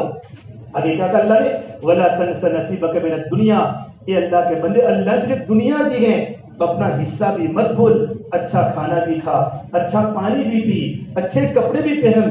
ایک صحابی حضور کی خدمت میں آئے، ان کے بدن پر کپڑے میلے تھے، آپ نے کہا تمہارے پاس مال ہے کہ نعم یا رسول اللہ، فرمایا مال کا اظہار تو کپڑوں کے ذریعے بھی ہونی چاہیے۔ پھر آپ نے حدیث سنائی اللہ جب کسی کو نعمت دے تو نعمت کا اظہار بھی اس کے بدن پر ہو، تکبر کی نیت نہ ہو، نعمت کا اظہار ہو۔ اپنے بچوں کو کھلا، اچھا گھر بنا، ولا تنس نصیبک من الدنیا۔ اور تیسرا اصول سنا تاجروں کو، پہلا کیا کہا اپنی دنیا سے آخرت بنا، دنیا کا حصہ مت بھول۔ تیسری بات فرمائی وَأَحْسِنْ كَمَا أَحْسَنَ اللَّهُ إِلَيْكَ، پروردگار عالم نے جب تجھے مال دے کر اللہ نے تجھ پر احسان کیا ہے، یا اللہ کے بندے تو غریبوں پر بھی احسان کر، تیرا مال اللہ کے رستوں میں لوٹا، جہاں خرچ کرنے کی چیز ہے۔ حضرت عمر بن عبد العزیز فرمایا کرتے تھے کہ تیری کمائی حلال حرام، اس کی علامت کیا؟ اس کی علامت ہے تیرے خرچ کرنے کے مقامات دیکھ لے، چوری کے پیسے موری میں، جہاں تیرے پیسے کہاں جاتے ہیں، اگر تیرے پیسے حلال جگہوں پر جاتے ہیں، تیرے پیسوں کا مصرف علماء ہیں، امت کے غریب ہیں، امت کے یتیم ہیں، اللہ کے نیک بندے ہیں، اور دین کے تقاضے پر تیرا مال جاتا ہے، یقین مان تیری کمائی حلال ہے۔ غریبوں پر احسان کر. عبدالرحمن بن عوف رضی اللہ عنہ اتنے بڑے مالدار صحابی, ایک بار مدینہ منورہ میں شور ہوا. مدینہ منورہ میں عائشہ کا زمانہ تھا. حضرت عائشہ نے خادم کو کہا کہ مدینہ منورہ میں شور ہو رہا ہے, کیا کسی نے مدینہ منورہ پر حملہ تو نہیں کر دیا؟ مدینہ میں شور ہو رہا ہے, چڑھائی تو نہیں کی؟ جب خادم نے جا کر مدینے کی مارکیٹ میں دیکھا تو عبدالرحمن بن عوف کا مال آیا ہوا ہے ایجپٹ سے, مصر سے, اور اتنا سارا مال آیا ہوا ہے کہ پہلا اونٹ مدینے کی مارکیٹ میں ہے اور آخری اونٹ مصر کے بازاروں میں ہے کوئی مالدار؟ پہلا اونٹ مدینے کی مارکیٹ میں اور سارے اونٹ گلوں سے لدے ہوئے, سونا اور چاندی کے زیورات سے لدے ہوئے اونٹ ہیں, آخری اونٹ مصر کے بازاروں میں ہے. تو نیچے ہول سیل کا مال لینے کے لیے غریب بھی ہیں, چھوٹے چھوٹے بیاپاری تاجر بھی کھڑے ہیں, یتیم بھی ہیں, ان کا شور ہو رہا ہے. تو عائشہ نے اپنے غلام کو یوں کہا کہ غلام, عبد الرحمن کو جا کر یہ بات میری سنا دو. عبد الرحمن, اتنا سارا مال ہوتے ہوئے جنت میں کیسے جاؤ گے؟ حلالها حساب حرامها عذاب. حلال مال کا تو حساب ہے اور حرام پر تو اللہ کی پکڑ ہے. اتنا سارا مال ہو تو جنت میں کیسے جاؤ گے؟ میرے غلام نے مدینہ منورہ کی مارکیٹ میں بات کہی ہے. اسی وقت رحمان کے تاجر عبد الرحمن نے سارا کا سارا مال اللہ کے دین کے مصالح پر لٹا دیا, یتیموں پر, غریبوں پر, بیواؤں پر, مسکینوں پر, اور یہ فرمایا عائشہ کو جا کر کہہ دو ہم جنت میں ایسے جائیں گے. جنت میں جانے کا آسان طریقہ بتایا, وَأَحْسِن كَمَا أَحْسَنَ اللَّهُ إِلَيْكَ, کہ تو لوگوں پر احسان کر جیسا اللہ نے تجھے مال دے کر احسان کیا ہے. میرے بھائیو, اللہ کا کرم مانو. کبھی ہماری عورتیں بھیک مانگنے جاتی ہے؟ آپ جب گاڑی لے کر بمبئی کی ٹریفک میں کھڑے ہوتے ہو, کتنی عورتیں چھوٹے چھوٹے بچوں کو لے کر دروازے پر کھڑی ہو جاتی ہے اور یہ سوال کرتی ہے, کوئی عورت اپنی عزت کی خاطر گھر کے باہر نہیں نکلتی. میرے اللہ نے مجھے لینے والا نہیں بنایا, دینے والا بنایا ہے. یہ اللہ کا ہم پر احسان ہے. تو اللہ اپنے بندوں کو فرماتا ہے وَأَحْسِن كَمَا أَحْسَنَ اللَّهُ إِلَيْكَ, تو لوگوں پر احسان کر جیسا اللہ تجھ پر احسان کیا. اور چوتھی بات کیا فرمائی؟ وَلَا تَبْغِ الْفَسَادَ فِي الْأَرْضِ إِنَّ اللَّهَ لَا يُحِبُّ الْمُفْسِدِينَ. اگر تیرے پاس مال ہے اور مال کے ساتھ دین نہیں ہے تو زمین میں فساد مت مچا. اللہ فساد کرنے والوں کو پسند نہیں فرماتے. جب مال خواہش پر لگتا ہے, خواہش پر, تو مال فساد زمینوں پر لگتا ہے. اور جب مال اللہ کے دین کے تقاضوں پر لگتا ہے, اہل علم پر لگتا ہے, یتیموں پر لگتا ہے, مسکینوں پر لگتا ہے, تو یہ مال برکتیں لاتا ہے, برکتیں لاتا ہے. اگر مال اپنی منمانی پر, شادیوں میں, ادھر ادھر کے فضول خرچوں میں, اور 1,000 کا جوڑا, 5,000 کا جوڑا ہماری بیٹیاں پہنتی ہے, 10,000 کا جوڑیا ہماری بیٹیاں پہنتی ہیں, یہ منمانی پر, خواہشات کے چوچلوں پر مال لگے گا, کیا ہوگا؟ زمین میں فساد آئے گا, گھر میں فساد آئے گا, محلے میں فساد آئے گا. تو اللہ کا حکم ہے, کیا حکم ہے؟ اللہ پاک ہے, اللہ پاکیزہ روزی کو قبول کرتا ہے. پھر اللہ کے نبی صلی اللہ تبارک تعالیٰ علیہ مجھے حدیث پاک سنائی. ایک آدمی اللہ کے راستے کے سفر میں ہے, یطیل السفر, مجھے وہ سفر میں دعا قبول ہوتی ہے. چاہے اللہ کے راستے کا سفر ہو, عمرے کا سفر ہو, حج کا سفر ہو, جہاد کا سفر ہو, یا دنیاوی کاروبار کا سفر ہو, لمبا سفر ہے. اتنا لمبا سفر میں ہے اشعر اغبر, کہ اس کا پورا پورا بدن مٹیالہ ہو چکا ہے, اس کے سر کے بال مٹی والے بن چکے ہیں. یمد یدیہ الی السماء, اللہ کی طرف ہاتھ اٹھا کر سفر میں یوں کہہ رہا ہے کہ اللہ میرے بزنس کا کیا حال ہے, اللہ میری بیٹی کا رشتہ نہیں ہوتا, اللہ میرے گھر کے اندر سے چین ختم ہو چکا ہے, میں کتنا پرابلم کا شکار ہوں, یہ اللہ میری دعا قبول کر دے. تو اللہ کی طرف سے آواز آتی, میرے بندے, مطعمک حرام, تیرا کھانا بھی تو حرام ہے, مشربک حرام, تیرا پینا بھی تو حرام کا ہے, ملبسک حرام, تیرا لباس بھی تو حرام کا ہے. اللہ تیری دعا کو کیسے قبول کر سکتا ہے؟ حرام روزی کرنے والے کی دعا کبھی اللہ کی بارگاہ میں قبول نہیں ہوتی. اس سے میرے بھائیو, اپنی روزی کو بالکل پاک اور صاف بناؤ. پاکیزہ روزی جنت کے دروازے کھول دے گی.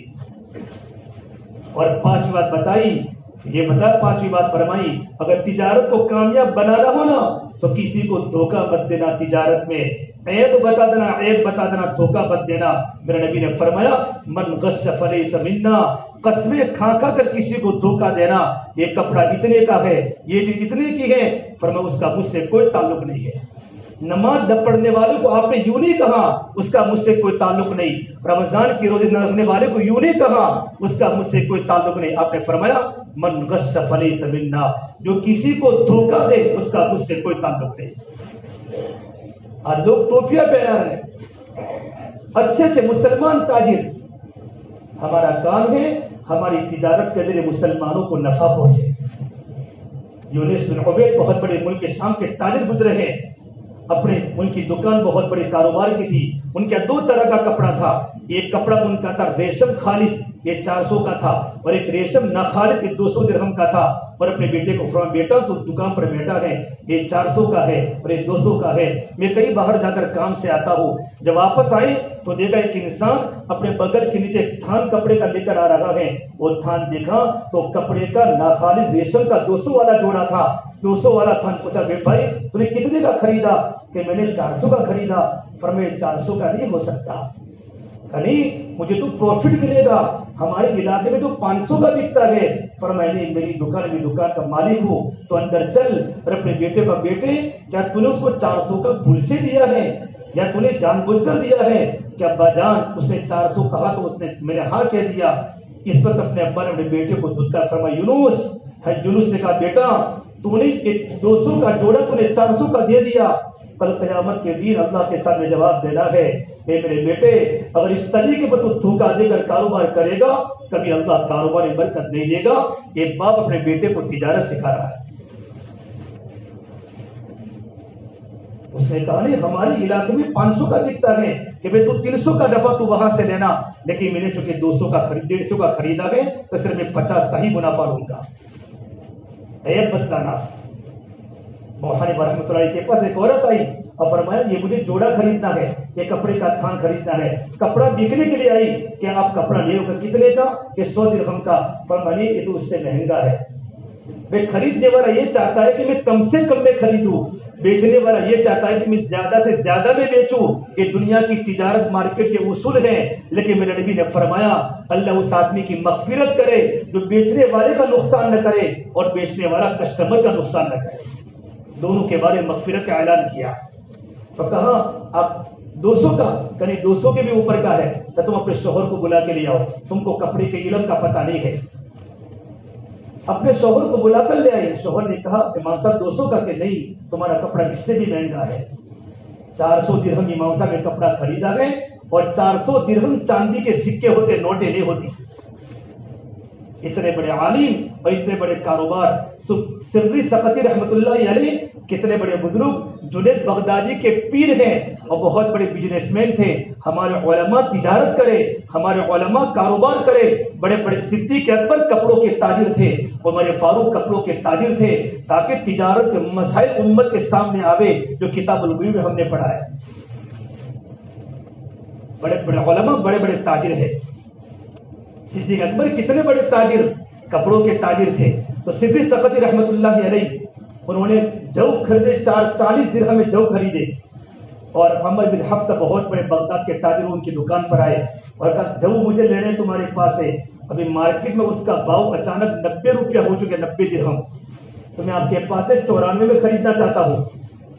تو سری صاحب نے فرمایا بھائی نہیں، میں تو آپ کو کتنے میں دوں گا کہ میں نے 60 کا خریدا، میں آپ کو 63 میں دوں گا۔ کہ حضرت مارکیٹ میں اس کا بھاؤ 90 ہے۔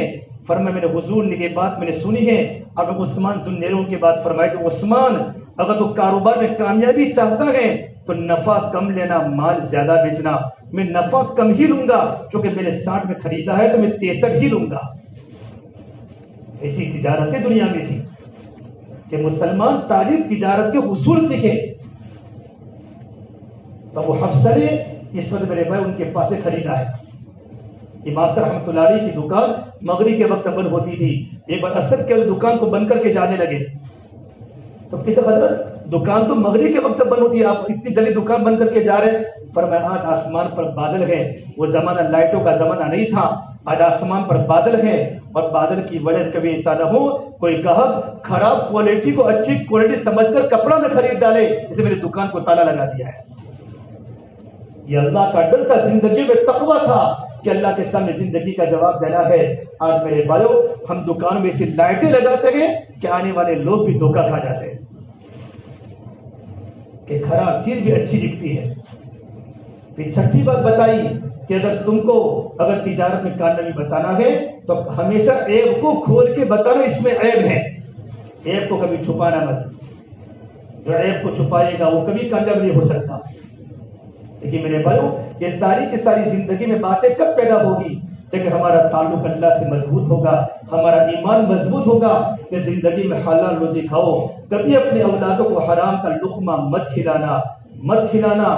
ہمارے استاد محترم ترکیسر میں ہم بیٹھے مولانا ذوالفقار صاحب کے پاس ایک ساتھی آیا فریض آنے میں کہ حضرت آپ دعا کریں اللہ مجھے حلال دے اور اتنا دے، حلال دے اور اتنا دے. تو فوراً فرمایا بیٹا حلال تو تھوڑا ہی ہوتا ہے، حلال تو تھوڑا ہی ہوتا ہے، لیکن اللہ پر حلال میں برکتیں دیتا ہے. اللہ حلال میں برکتیں دیتا ہے کہ مسلمانوں کی تجارت میں حلال آ جائے گا اور زندگی سنتوں پر آ جائے گی اور زندگی رسم و رواج سے ختم ہو جائے گی. پھر دیکھو اللہ ہمارے معاشرے کو کیسے چمکائے گا. لیکن بنیادی چیز جو میرے بھائی ہے وہ اندر کا ایمان ہے. ایمان بنتا ہے تو اعمال بنتے ہیں، اور اعمال بنتے ہیں تو اخلاق بنتے ہیں، اور اخلاق بنتے ہیں تو معاشرہ پاکیزہ بنتا ہے. اپنے دل کے یقین کو ٹھیک کر دو، دل میں اللہ کی محبت کو پیدا کرو، دل میں اللہ کے نبی کی محبت کو پیدا کرو. میرے سامنے آخرت کا ڈر ہو، مجھے اللہ کے سامنے کھڑا ہونا ہے، مجھے زندگی کا حساب دینا ہے. اللہ کے نبی صلی اللہ تبارک و تعالیٰ علیہ وسلم میرے اور آپ تڑپ تڑپ کے دنیا سے گئے ہیں. علامہ اقبال نے روتے روتے کہا ہے کسی غم خسار کی محنتوں کا میں نے عجیب صلہ دیا، جسے میرے غم نے بھلا دیا اسے میں نے جی سے بھلا دیا. میں تیرے مزار کی جالیوں کی محنتوں میں لگا رہا، تیرے دشمنوں نے تیرے چمن میں خزاں کا جال بچھا دیا. میرے بھائیو، اللہ کے نبی صلی اللہ تبارک و تعالیٰ علیہ وسلم نے اس امت کو بنانے کے لیے بڑی قربانیاں دی ہیں، تب جا کر یہ معاشرہ قائم ہوا ہے، یہ امت قائم ہوئی ہے. زندگی بھائیو محبت سے گزارنا سیکھو. محبت تو پتھروں کو بھی پھول بنا دیتی ہے. میرے نبی نے صبر کیا ہے. آج ہمارا معاشرہ ٹوٹ چکا ہے زبان کی سختی کی وجہ سے. چھوٹا بڑے کا اکرام نہیں کرتا، اولاد ماں باپ کا اکرام نہیں کرتی. نوجوان بچے راتوں کو دیر تک بیٹھ جاتے ہیں. امام شافعی رحمۃ اللہ علیہ 14 سال کی عمر میں امام شافعی بن چکے تھے. اتنے بڑے امام کہ بڑے بڑے عرب علماء ان کے درس فقہ میں بیٹھا کرتے تھے. جب رات کا وقت ہوتا تھا اپنی بوڑھی اماں کے پاس آتے تھے اور اپنی بوڑھی اماں کے پیروں کو چومتے تھے اور اپنی بوڑھی اماں کے پیروں کو چاٹتے تھے.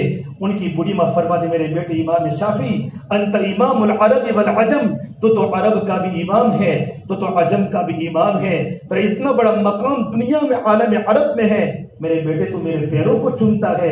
فرماتے ماں میں تمہارے پیروں کو نہیں چاٹتا، میں تو جنت کی نعمتوں کو چاٹ رہا ہوں کہ میرے اللہ نے میرے ماں کے پیروں کے اللہ نے جنت بنائی ہے. ان لوگوں کو جا کر پوچھو جن کے ماں باپ کا سایہ دنیا سے اٹھ چکا ہے کہ ماں کے بغیر زندگی کیسے گزرتی ہے، ابا کے بغیر زندگی کیسے گزرتی ہے. ماں ہوتی ہے. تم رات کو گھر سے نکل جاتے ہو، تمہاری بیوی سو جاتی ہے، بچے سو جاتے ہیں، لیکن ماں نہیں سوتی. اچانک ہوا کے آہٹ پر جب دروازہ کھٹکھٹاتا ہے تو ماں کھڑی ہو جاتی ہے، میرا جوان بیٹا آ رہا ہے، میرا جوان بیٹا آ رہا ہے. بھائیو محبت کرو، محبت بہت بڑی چیز ہے. زندگی صبر والی بناؤ، چھوٹی چھوٹی باتوں پر جھگڑا مت کرو.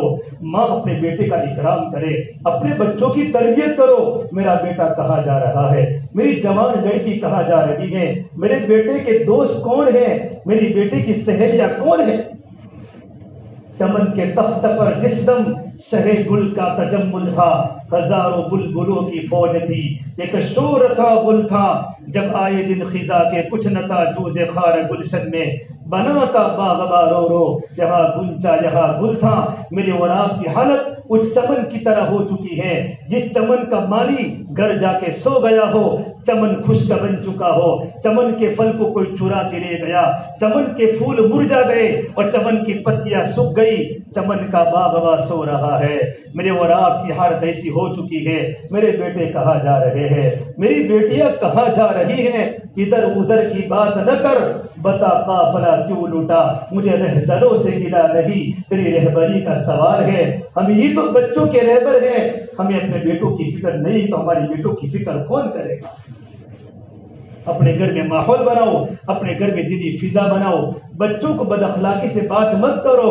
میرے نبی نے فرمایا اکرموا اولادکم، اپنے والدین کا اکرام کرو. بچے ماں باپ کا اکرام کرے. محبت بہت بڑی چیز ہے میرے بھائیو. صبر کرو. صبر کرنے والا انسان آگے بڑھ جاتا ہے. جھگڑا مت کرو. اللہ کو جھگڑا پسند نہیں ہے. میرے نبی نے فرمایا ان ابغض الرجال الی اللہ الالد الخصیم، اللہ تعالیٰ کی نگاہ میں سب سے بدتر آدمی وہی جو جھگڑا کرتا ہو. صبر بہت بڑی چیز ہے. اگر دنیا میں عزت دار بننا عزت دار تو صبر کا دامن مضبوطی کے ساتھ پکڑ لو. تو بچا بچا کے نہ رکھو اسے، تیرا آئینہ ہے وہ آئینہ. عزیز ہو تو شکست در نگاہ آئینہ ساز میں. ہم تو گالی کا جواب پھول سے دیں گے، پتھر کا جواب بھی مٹی سے دیں گے. چہرے کو نرم بنائیں گے، بلکہ گالی بولنے والے کو کہہ دو ادھر آ ستمگر ہنر آزمائے تو تیر آزما ہم جگر آزمائے. اپنے دل کو مضبوط بنا لو. کر نہ لبوں کو سی عشق ہے دل لگی نہیں، سینے پہ تیر کھائے جا قدم آگے بڑھائے جا. یعنی زبان حال سے کہہ دے کہ تو ستائے جا. میرے بھائیو زندگی صبر والی بناؤ. آج معاشرہ ٹوٹ چکا ہے. بھائی بھائی سے الگ ہو چکا ہے، بھائی بہن سے الگ ہو چکی ہے. چند پیسوں کی بنیاد پر جو پیسے ایک ہی کھلیان میں کھیلنے والے دو بھائی، ایک ہی ماں کی چھاتی کا دودھ پینے والے دو بھائی اور دو بہنیں، چند پیسوں کی بنیاد پر، پلاٹ کی بنیاد پر بھائی بھائی سے کٹا، بھائی بہن سے کٹا، بہن بہن سے کٹی. یہ کون سا گھر ہے؟ یہ گھر کو آگ لگ گئی گھر کے چراغ سے. میرے نبی نے فرمایا میں اس آدمی کو جنت کے بیچوں بیچ گھر دلانے کا ذمہ دار ہوں جو حق پر ہونے کے باوجود بھی جھگڑا چھوڑ دے. الزعیم ببیت فی ربد الجنہ لمن ترک المراء وان کان محقا. میں اس آدمی کو جنت کے بیچوں بیچ، حضور فرماتے ہیں، گھر دلانے کا ذمہ دار ہو. پلاٹ میرا ہے، میرے بھائی نے قبضہ کیا، مجھے جھگڑا نہیں کرنا. مکان پر میرے بھائی نے قبضہ کیا ہے، جھگڑا نہیں کرنا. حق پر ہونے کے باوجود جھگڑا چھوڑ دے. فرما اللہ کے نبی صلی اللہ تبارک و تعالی علیہ وسلم نے میں اس کو جنت کے بیچوں بیچ گھر دلانے کا ذمہ دار. اس سے میرے بھائیو ہماری پوری سوسائٹی میں ایک محبت آوے، دلوں میں محبت ہو، دل میں بغض نہ ہو، عداوت نہ ہو. دلوں کی صفائی پر تو جنت کی بشارت ہے. اللہ کے نبی صلی اللہ تبارک و تعالی علیہ بیٹھے ہوئے ہیں، پورا صحابہ کا مجمع ہے. تفسیر کبیر امام فخر الدین رازی نے لکھا ہے جبرائیل امین آسمان سے اترے. جبرائیل نے پورے صحابہ کی طرف نظر دوڑائی، پھر کہا یا رسول اللہ ھذا ابو ذر. ابو ذر غفاری کونے میں بیٹھے تھے. علماء کرام کو سیرت ابو ذر غفاری پڑھنی چاہیے.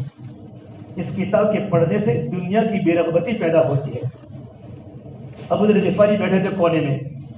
کہا یا رسول اللہ ھذا ابو ذر، ابو ذر غفاری ہیں. تو میرے نبی نے فرمایا نعم یا جبرائیل ھذا ابو ذر، یہ ابو ذر غفاری ہیں. لیکن آپ ان کو کیسے جانتے ہیں؟ آپ تو آسمانوں کے آدمی، ابو ذر زمینوں کے آدمی ہیں. تو کہا اللہ کے نبی صلی اللہ تبارک و تعالی علیہ وسلم ابو ذر غفاری نے آپ کی صحبت میں رہ کر زندگی میں وہ کوالٹی بنائی ہے، وہ صفات بنائے ہیں کہ ان کا چرچا تو آسمانوں میں فرشتوں کے درمیان ہو رہا ہے. تذکر بین الملائکہ، فرشتے ان کی خوبیوں کو بیان کرتے ہیں. آپ نے کہا تعال یا ابا ذر، ابو ذر میرے سامنے آؤ. پھر پہلا سوال کیا بماذا نال هذه الفضیلۃ یا ابا ذر، ابو ذر تم اس درجے پر کیسے پہنچ گئے کہ تمہارا چرچا آسمانوں پر ہو رہا ہے؟ ابو ذر غفاری رونے لگے کہ اللہ کے نبی صلی اللہ تبارک و تعالی علیہ وسلم میرے حالات تو آپ کے سامنے ہے، میرا دین تو آپ کے سامنے ہے. حضور آپ کو سب کچھ پتا ہے، لیکن صرف میری زندگی میں دو باتیں ہیں.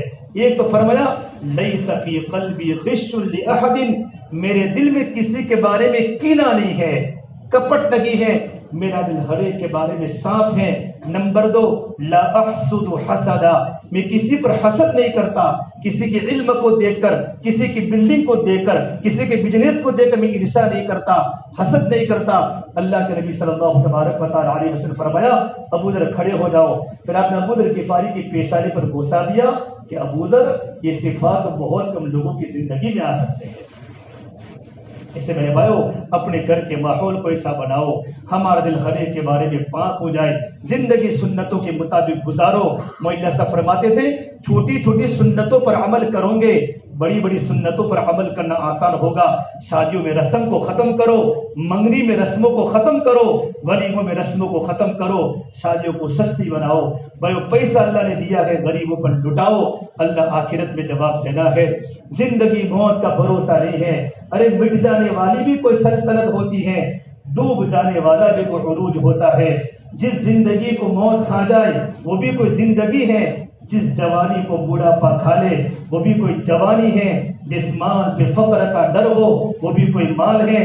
جن عزتوں کے پیچھے ذلتیں ہو وہ بھی کوئی عزت ہے. جن محبتوں کے پیچھے نفرتیں ہو وہ بھی کوئی محبت ہے. جن گھروں کو اجڑ جانا ہو، جہاں مکڑیوں کے جالے تن جانے ہو، کل بیت وان طال سلامتها. میرے بھائیوں، بڑے بڑے محل جا کر دیکھو تو صحیح، آج وہاں مکڑیوں کے جالے ہیں، کوئی پوچھنے والا نہیں ہے. میرے بھائیوں، اٹھتی جوانیاں مت دیکھو، اٹھتے جنازے دیکھو، شادی کی بارات مت دیکھو، موت کے ماتم دیکھو. ہم سب کو مرنا ہے، ہم سب کو قبر میں جانا ہے، اللہ کے سامنے زندگی کا حساب دینا ہے. کتنے جوان قبروں کے حوالے ہو گئے، کتنی جوان بچیاں قبروں کی پیون بن گئی. ان کے بھی تو ارمان تھے، ان کی بھی تمنا تھی. کتنے نوجوان وہ شروا قبرستان کے پاس سے گزرتے ہیں، بڑے بڑے قبرستان کے پاس سے گزرتے ہیں، گھر میں دین کا ماحول نہیں ہوتا، ایئر فون لگا کر وہاں سے بایوں کو پر جا رہے ہیں، گانا سنتے سنتے باتیں کرتے کرتے. ان کو پتا ہے میرے ماں کی قبر ہے، میرے ابو کی قبر ہے، میرے دادا کی قبر ہے. کسی کو فاتحہ پڑھنے کی توفیق نہیں ہوتی. یہ دنیا کا تماشا ہے، یہی تجھ کو دن ہے. رہو سب سے اعلیٰ، ہو زینت نرالی، ہو فیشن نرالا، جیا کرتا کہ یوں ہی کیا مرنے والا. تجھے حسن ظاہر نے دھوکے میں ڈالا، تجھے پہلے بچپن نے برسوں کھلایا، جوانی نے پھر تجھ کو مجنوں بنایا، بڑھاپے نے پھر آنکھیں کیا کیا ستایا، اجل تیرا کر دے گی بالکل صفایا. جگہ جی لگانے کی دنیا نہیں ہے، یہ عبرت کی جا ہے تماشا نہیں ہے. میرے بھائیوں، یہاں کے سوکھ تھوڑے ہیں، یہاں کی دکھ زیادہ ہے، یہاں کی مسکراہٹیں تھوڑی ہیں، یہاں کی چیخیں زیادہ ہیں، یہاں کا ہنسنا تھوڑا ہے، یہاں کا رونا زیادہ ہے، یہاں کی آبادی تھوڑی ہے، یہاں کی ویرانی زیادہ ہے. میرے نبی نے کہا ابو ذر کشتی مضبوط بنا لو، دریا بڑا گہرا ہے، اور یہ ابو ذر کمر کو ہلکی رکھو، پل صراط بڑا کٹھن ہے، اور یہ ابو ذر توشہ ساتھ لے لو، منزل بڑی دور ہے، اور یہ ابو ذر عمل کو خالص کر لو، پرکھنے والا بڑا ہوشیار ہے. اس اللہ کے پاس مجھے اور آپ کو جانا ہے. کچھ بچایا نہیں کہ اللہ کے سامنے لے جا سکے. اس سے میرے بھائیوں، اپنی راتوں کو اللہ کے سامنے رونے کی عادت ڈالو، اور زندگی میں دین لاؤ، اچھی زندگی گزارو، پیار والی، محبت والی، اخلاق والی زندگی گزارو. کم کھاؤ، حلال کھاؤ، حرام سے دور دور رہو. اولاد کل قیامت کے دن ہمارا گریبان پکڑ کے یوں نہ کہے اے اللہ میرے باپ نے مجھے حرام کے لقمے کھلائے تھے، میں جھونپڑے میں رہ سکتا تھا، حرام کی بلڈنگوں میں مجھے رہایا تھا. اللہ کے سامنے منہ جواب دینا مشکل ہو جائے گا. بھائیو، زندگی میں سنتیں پیدا کرو، اپنے گھروں میں فضائل اعمال کی تعلیم کے حلقے زندہ کرو. مولانا عمر صاحب پالم پوری فرماتے تھے، گھروں میں تعلیم کے حلقے شروع نہ کیے تم گھر پر رہتے ہوئے بھی بے گھر ہو جاؤ گے.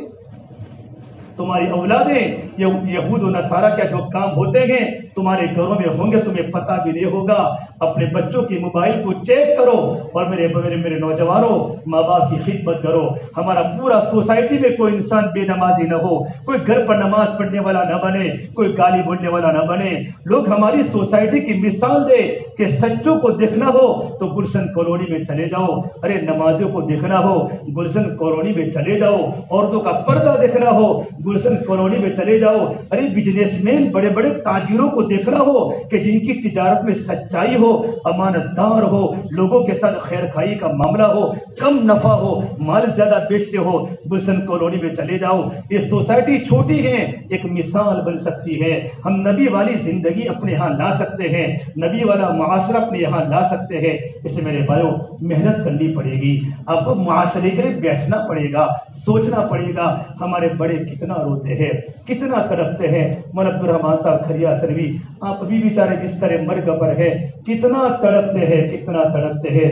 میری قوم، میرے بھائیوں، بڑے بڑے دنیا کے علماء علاقے پالمپور کے لوگوں کو دیکھنا چاہتے ہیں، وہاں کا ماحول دیکھنا چاہتے ہیں۔ اللہ نے ہمیں تجارت کی بنیاد پر اللہ نے ہمیں رکھا۔ یہ بروج صورت والے جب لندن میں گئے، امریکہ میں گئے، ساؤتھ افریقہ زنڈا لسانہ میں گئے، اسی طرح کی سوسائٹی انہوں نے وہاں بنائی، وہاں دین کے جھنڈے گاڑے۔ ان کے بڑے بڑے بچے مفتیان کرام علماء کرام ہیں، ان کے بجنسوں میں حلال ہیں۔ ہماری برادری کو اللہ نے بمبئی میں پہنچایا۔ کتنے لوگ ہماری برادری کو دے کر اسلام سے قریب ہو جائیں۔ اس سے میرے بھائیو یہ ماحول بنانا پڑے گا، اس ماحول کو بنانے میں محنت کرنی پڑے گی۔ آزاد زندگی مت گزارو، بے باک مت ہو جاؤ، علماء سے محبت کرنے والے بنو۔ میں بات آپ کو خاص کہتا ہوں، پیر ذوالفقار نقشبندی دعوت برکاتہ کے پاس ابھی حج کے موسم میں ہم مدینہ منورہ میں ان کے پاس بیٹھے ہوئے تھے۔ دو باتیں فرمائی کہ بیٹا جب بھی تم کوئی کاروبار کرو یا کچھ بھی کرو، تمہارے دل میں اللہ کی محبت ہو، تمہارا دل اللہ کی طرف متوجہ ہو۔ نمبر 2 فرمایا اہل علم کی قدر کرنا، علماء کی قدر کرنا، بزرگوں کی قدر کرنا، اللہ والوں کی قدر کرنا۔ وہ قبر میں جب ہمارا جنازہ نکلے گا، سب کچھ یہاں چھوٹے گا، ایک دن قبر میں جانا ہے۔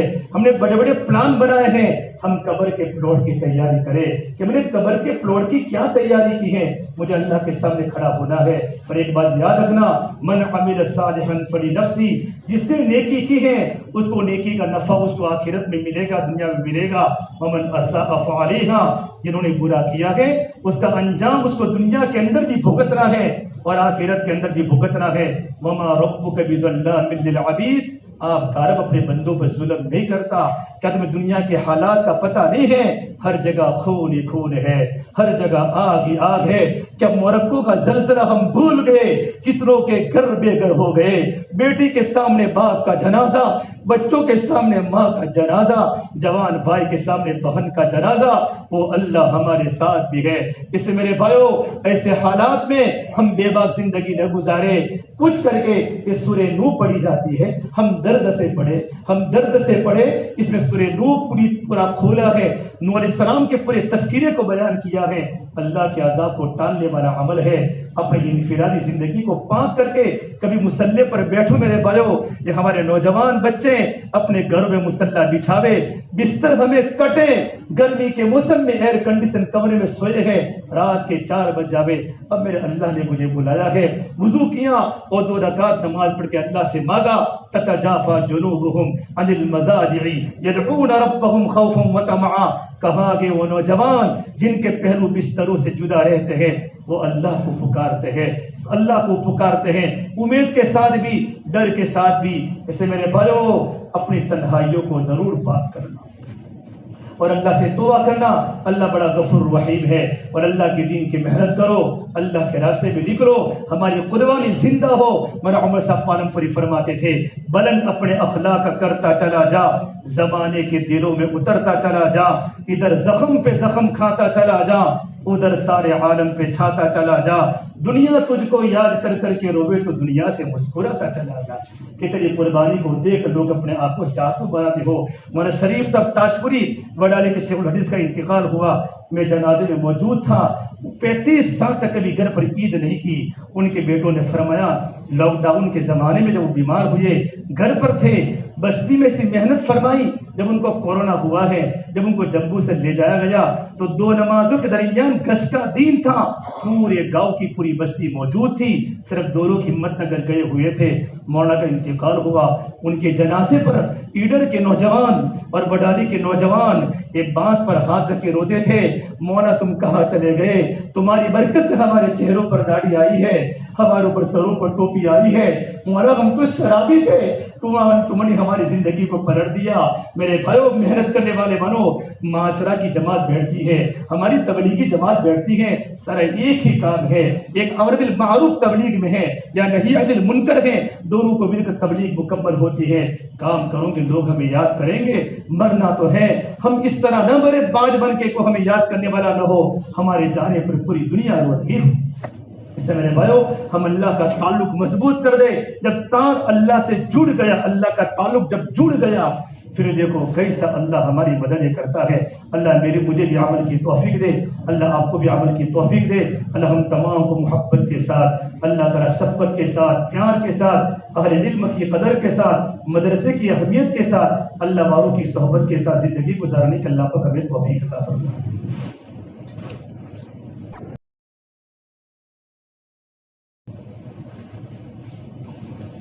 اللهم لك الحمد كله ولك الشكر كله ولك الخير كله وإليه يرجع الأمر كله. اللهم صل على سيدنا محمد وعلى آل سيدنا محمد وبارك وسلم. ربنا ظلمنا أنفسنا وإن لم تغفر لنا وترحمنا لنكونن من الخاسرين. لا إله إلا أنت سبحانك إني كنت من الظالمين. لا إله إلا الله الحليم الكريم.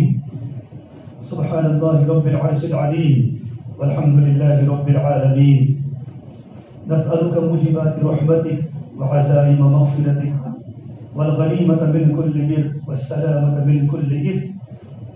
لا تدع لنا ذنبا إلا غفرته ولا هما إلا فرجته ولا ضرا إلا كشفته ولا دينا إلا قضيته ولا حاجة هي لك رضا إلا قضيتها يا أرحم الراحمين يا أكرم الأكرمين يا راحم المساكين يا ذا القوة المتين يا حي يا قيوم برحمتك نستغيث.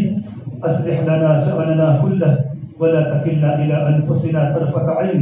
يا رب لك الحمد كما ينبغي لجلال وجهك وعظيم سلطانك.